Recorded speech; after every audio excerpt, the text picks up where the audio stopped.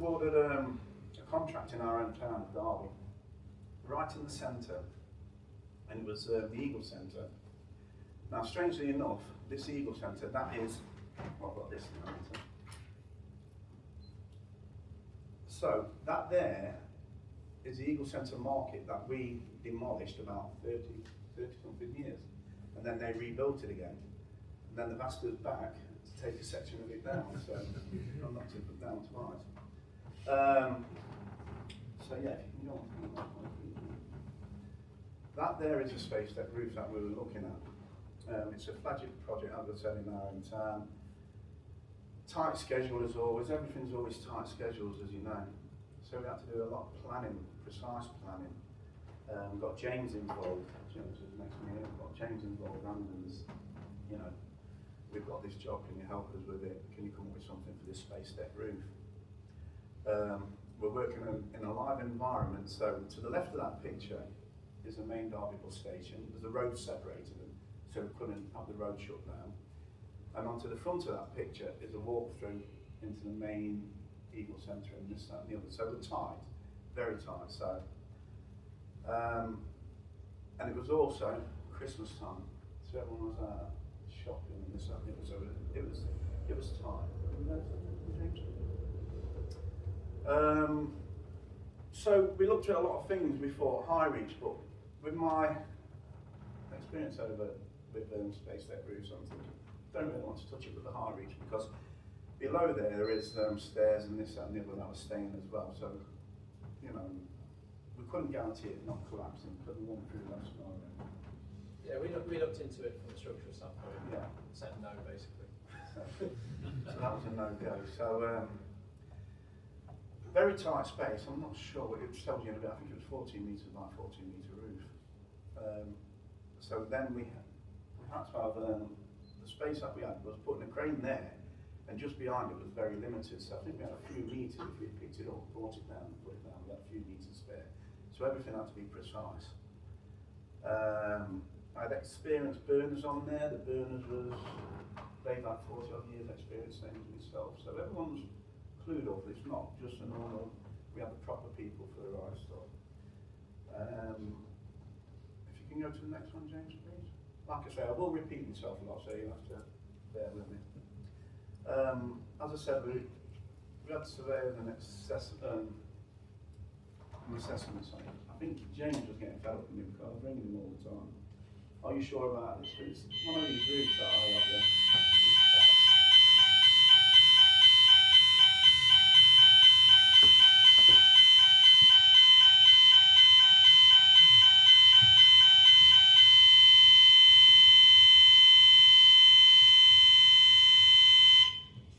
Shouldn't bother, isn't it? I was going to say. So we had all that experience on there. We had to remove the glass and the glazing that was behind the glass. We had to prop the uprights, which you can't see, there's some uprights in there. We had to install permanent propping, which went along the back there. We had to cut the holes in the roof for the chains, remove the felting that off the roof and cut holes in the roof and remove the cladding. And we had to cut the box section legs. Now I'll just tell you a bit about the box section legs. So once we took the glass out and that and exposed these legs to me and to the burners and the other demolitions looked as though they were part of the roof. Now in our sequence we took them out first and we're thinking, hang on a minute, you know, this was before the crane come. They look though they're on the roof. So again, I wanted to phone to James. James, can you have a look at this because I've got experienced burners here and they don't look right to me neither. Are you sure this isn't part of the structure itself? James, oh no, let me check it again then. So again, James had to check it because we've insisted, look, just double check please. So James has checked and then he's come back to me and assured me no it's not. So then we've, like I say, we've got we've got the box section legs. The ground here we had to get ready and tested, plate tested and everything because there was a crane going on there. It was soft ground, so again we had to have another design from James to build that. Yeah, working platform. On the working platform, you know, so and complete the plate test. And again measure that space, because like I say, it's very tight. So this is the space deck roof here. There are them legs that I was talking about here, which shows you being cut.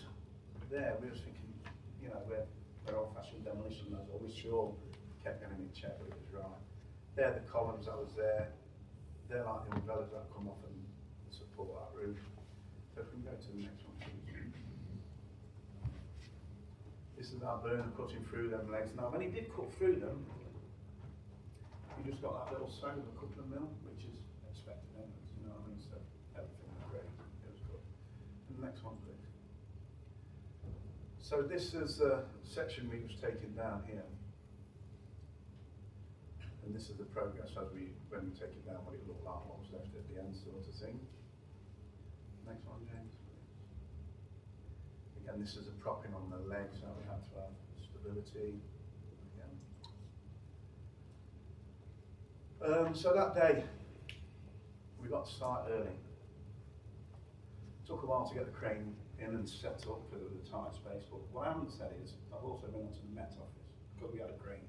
A few days before I've got in touch with the Met Office, got a crane doing a big lift on here, what's the weather like, blah, blah, blah, blah, and everything was fine. But when we got there that morning, everything had changed. We were getting winds later on in the day. As always, when you get a crane, you always get problems. But anyway, wind and rain later on in that day. So we put the cradle together, which is that one there, because up there we had 4 holes in there for that to cradle. And put all the chains on, but when we got all that set up, and we got it up there, where we were slinging underneath, there was a bit of a drop for the slinger to get under, so we had a bit of problem and we were struggling, and this, that and the other, and then it was a contracted lift, and I was asked, could we leave the timbers out? Now, the timber that we need to put in, they go into a channel where we're slinging round. If we didn't have the timber in, it would have crushed it, so no, we couldn't just persevere. So, yeah, another fan call to James, look, we're wanting this, that and the other, and blah, blah, blah, blah. So this was all taking time. It's eating into the day when the wind and the rain was coming. So we eventually, they were saying, we can't do it, we can't do it. So I come up with another plan by going underneath with a cherry picker, but they couldn't actually reach, so it would have meant coming out the cherry picker, which everybody says is against the law and this, that and the other, but it's not actually. There's nothing else you can do, and you've planned it right, you've done your method statement. You can come out, you can climb out to that cherry picker if you're honest on and you've done everything right, you've done everything. So I went through that, we've done method statements and everything for them to do that, and eventually they managed to get in and get the chains on after all that, so that took more time. But anyways, the cutting took a while, like I said, because along there we had to cut a big enough gap so nothing jammed when we come up. So that's along that side, along the top and everything. So it took a while doing that as well, that's eating into more of the time. And also on these legs, when we did get a hold of it, we had to cut a big gap in there, because if you just cut a small one and you're using oxypropane, it welds back together. So you've got to make sure you've got a good gap, you've got to swim it when you go around.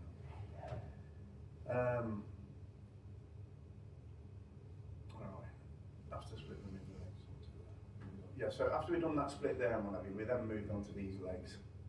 Like I say, the wind started coming in then, it came in earlier than what they said on the mail. I'm thinking, oh God, but we was committed because we'd got, so no matter what, it had to go. And then the appointed person from the crane lift asked me if we could slew the opposite way to the plan, because the original way was to go from there right over the building and come into the compound that way. But now, because of the wind and the rain that's really picking up, he wanted to come over to the left along that walkway, albeit it's not right over the walkway, but it is over the walkway, and then bring it in and place it down there then. That's another decision I had to make. So then we had to change the lifting plan. More time, wind and rain. But anyways, so in the end I said, okay, let's do it. We changed the lifting plan and we went that way. So with us doing that, we've had to shut this four-way, block it off at the bottom, block it off here, have people standing outside the front of the shop so nobody can walk out the shops as it was run over. I mean, it was only a 3-minute lift, so we only shut it down for 3 minutes, but that was so, you have to make all the arrangements, as you know. So we then started to lift and slew. The wind and rain was getting heavier. So as he brought it away, he lifted up a couple of metres, brought it this way. We was lowering it, so the wind, this could shield us a bit from the wind. So as he's coming round, we're lowering it, and we brought it all the way round, and we eventually got it in, and there within 3 minutes, and no hassle, but it was all prepped to get there. We go to the next one. But this is it. This is us getting set up with a cradle. And again, James. As you can see, this is our burners up there. And again. Now that's them legs. You know when I told you we had to put a big gap in there, so then in load again. Now the estimated lift on this was 10 tonne. On the roof we estimated it at 10 tonne. James slipped up a bit there because it was 10 2. So I think that was with the block on the on the crane and that and the yeah. Pretty good. Yeah, it was excellent planning, excellent calculations and that. So months of planning and 3 minutes precision. So if you want to watch this video, then I'll come back after that.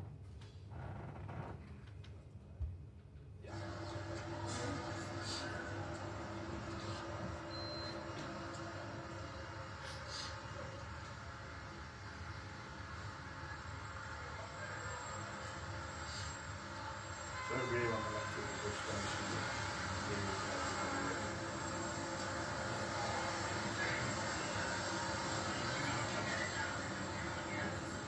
We'll turn the sound out with a lot of swearing.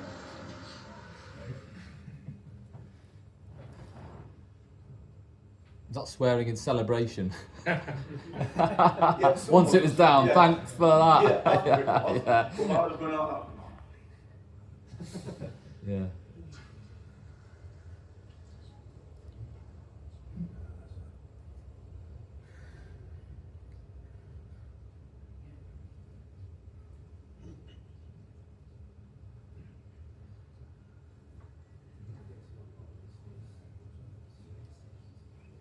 I don't think you can see it that well, but it was power. The wind was strong. The rain was bad.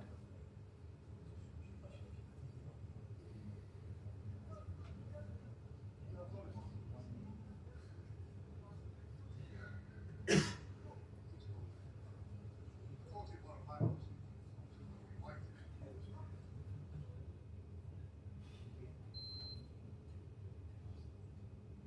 can see the rain.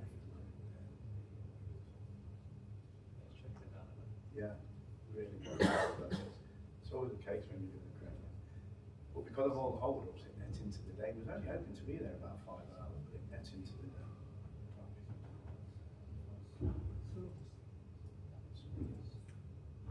So that's your crane, that's the lift down. If you can see, there's not much room there. Yeah, it was a big old section. Yeah, that's you. And this is what it's like now. But just to go over just a couple of things, the planning, you don't you're underestimating the planning because it took ages. And as I said, I was to and fro with Jamie, you know, can you double check, can you double check, can you double check? So I put a strategy together on there like a triple check. So everything we've done was triple check and check with everybody. And we had 3 people involved. We had Andun, we had C&D Consultancy, and we also had Foster's Crane Hire, and they were the experts. They really come together on that day and helped out with everything. Big thank you to Andun's and that. But when you are on there, I mean, as you can see, that's that busy main road. I was studying. People are coming up to you. You've got to be strong. You've got to have a strong person on the side. People come up to you. Why don't we just do this? I reckon that'll do. Forget that. We don't need that and all this. But you've got to have somebody there that'll say, no, we have got to go to what's planned. It took that long to plan it. No, peer pressure in and everything. But you've got to stick to your guns and do what you need to do. And that's me. Thank you very much. That's my thought.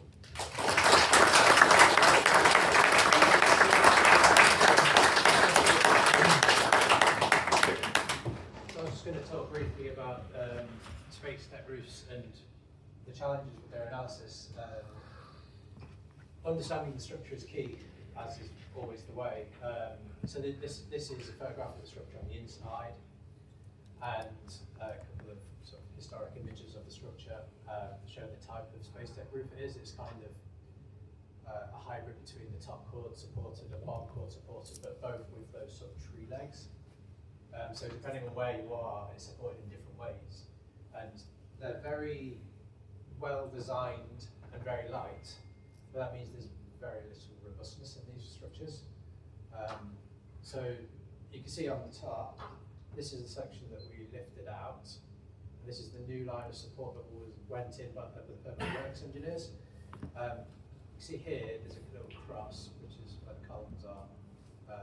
So that column is this column. And in order to get that new support in, we had to put some temporary propping in. So this is the design intent from the permanent works engineers. Seems perfectly reasonable. Put some props underneath it like that. But it was far from as simple as that. So these are the as-built drawings of the structure, which very much by chance we had these from a prior project, I don't know, several years ago. We had these on file from that project, because unfortunately Cawarden weren't provided with the drawings by their client, and they were pretty critical to us analysing the structure correctly. And just to give an idea of this, all these elements are the sort of the diagonal braces. They all looked identical. You couldn't really tell the difference from the ground apart. But you can see here we've got an L, a J, an L, a H, K, and these have all got different capacities. So a J's got a capacity of around 60 kilonewtons, an N's got a capacity of 29, and you can't really tell the difference between them. So we've had to do a full-on analysis. You can see this is the as-built drawings, and this is our analysis overlaid on top of it. So you can see the stresses, so the tension loads, compression loads, the other colour. You see the compression loads there, it's quite high. There's a column there. But it meant that the support that we had to provide the structure was not as straightforward as intended. So their intent was to support it here and here. We actually had to support it at 3 different places, but it's on the top chord, so 6 supports. And the reason is our props would attract the load and would overload the chords that were not designed to have the supports in it. So without, and what seemed like a very straightforward, yeah, let's chuck some props under there, it'll be fine, became a massive analysis package that could have easily not been foreseen if the right people weren't involved. And it could have gone quite badly. If we didn't have these drawings, because you'd have to do some serious investigation to find all of those different chord dimensions on site, because they were the same diameter, it's the thickness that changed at the moment. So I think it's potentially going to open a can of worms of assessing these structures in the future, to be honest. But when you're messing around with a space deck roof, you really need to know the correct information, is the takeaway, and you need to do the full analysis. Because when we start looking at the full analysis, anticipate it, oh, it's just a rudimentary check, we're just a sense check here, it'll be fine. It wasn't fine. So yeah, that's a key takeaway.